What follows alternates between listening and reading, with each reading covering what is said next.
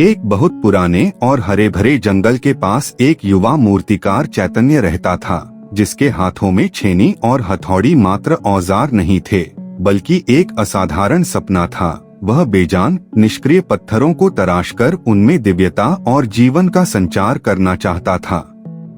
उसके हृदय में यह जुनून धधकता था कि कैसे वह प्रकृति के कठोरतम रूप पाषाण में से साक्षात ईश्वर को बाहर निकाले। एक दिन अपनी इसी खोज में वह जंगल के घने क्षेत्र से गुजर रहा था, जहां शांति इतनी गहरी थी कि सूखे पत्तों के हिलने की आवाज भी साफ सुनाई देती थी। तभी उसकी नजर जंगल के भीतर पड़े एक विशाल, कालातीत और अत्यंत मजबूत शिलाखंड पर पड़ी। चैतन्य को लगा कि इस कठोरता के भीतर ही उसके सपनों का भगवान छिपा है। उसने अपने औजार नीचे रखे, गहरी सांस ली और अपनी पूरी कला व शक्ति को केंद्रित करके उस विशाल पत्थर पर पहला निर्णायक वार किया। वार की गूंज हवा में फैलते ही पत्थर के भीतर से एक अविश्वसनीय और तीव्र वेदना भरी आवाज आई। पत्थर ने मानो जीवंत होकर चैतन्य से गिड़गिड़ाना शुरू कर दिया। अरे रुको, रुक जाओ, मुझे मत मारो। यह चोट, यह चीरा मुझे असहनीय दर्द दे रहा है। मैं यह क्रूर पीड़ा एक पल के लिए भी बर्दाश्त नहीं कर सकता। मैं तुमसे भीख मांगता हूँ, मुझे मेरे हाल पर अकेला छोड़ दो। पत्थर की इस मार्मिक पुकार और उसके दर्द को देखकर चैतन्य का हृदय दया से भर गया।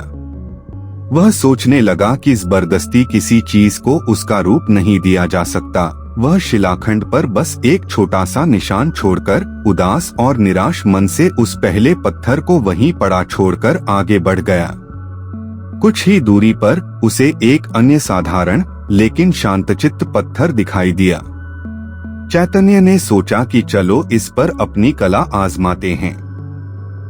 उसने फिर से अपने औजार उठाए और उस दूसरे पत्थर पर पहला वार किया।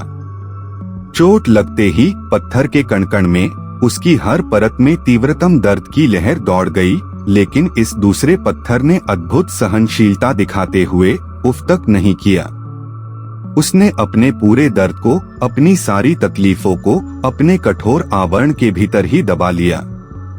चैतन्य वार पर वार करता रहा। दिन ढल गया, रात हो गई, पर वह पत्थर चुपचाप छेनी की हर चोट, हथौड़ी की हर मार और मूर्तिकार के हर घर्षण को सहता रहा।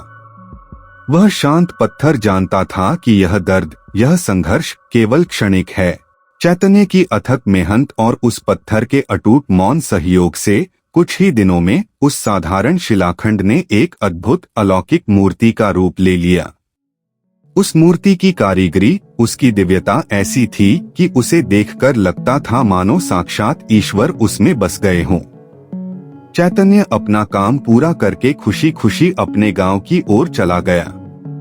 गांव पहुंचकर उसने गांव वालों को बताया कि उसने जंगल में एक दिव्य प्रतिमा तैयार की है।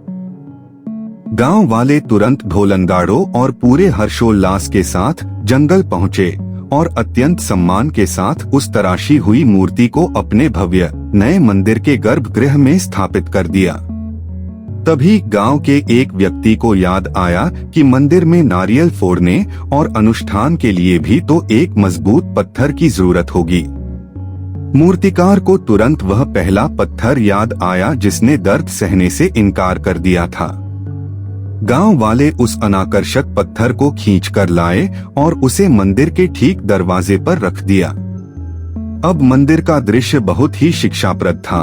मंदिर के अंदर स्थापित वह तराशी हुई मूर्ति लोगों की श्रद्धा का केंद्र थी। उस पर दूध चढ़ाया जाता था, फूलों की मालाएं पहनाई जाती थीं और भक्तजन उसके सामने सिर झुकाकर प्रार्थना करते थे। वहीं मंदिर के बाहर दरवाजे पर पड़ा वह पहला पत्थर हर रोज अपमान और पीड़ा सहता था, क्योंकि लोग उस पर अपने नारियल जोर जोर से फोड़ते थे। एक रात जब पूरा गांव सो रहा था, तो बाहर पड़े पत्थर ने मायूसी और वेदना से अंदर वाली पूज्य मूर्ति से कहा, तुम कितनी भाग्यशाली हो, तुम्हारी पूजा होती है, तुम्हें सजाया जाता है, और मुझ पर हर रोज नारियल फोड़े जाते हैं, मुझे बहुत चोट लगती है। तभी अंदर वाली मूर्ति ने एक शांत मगर गहनता भरी आवाज में उत्तर दिया, मेरे मित्र, तुम भूल रहे हो। हमारी शुरुआत तो एक ही थी, लेकिन अगर उस दिन तूने मूर्तिकार की वह चंद चोटें सह ली होती तो आज मेरी जगह तू होता और तेरी जगह मैं। तुमने थोड़े समय का दर्द नहीं सहा, इसीलिए अब तुम्हें जिंदगी भर चोट सहनी पड़ेगी, और मैंने उस दर्द को अपना भविष्य बनाने के लिए सहा। इसीलिए आज मैं पूजा जा रहा हूँ। यह कहानी हमें जीवन का यह शाश्वत सत्य सिखाती है कि बिना संघर्ष के कोई महान नहीं होता, और जब तक न पड़े हथौड़े की चोट तब तक तो पत्थर भी भगवान नहीं होता।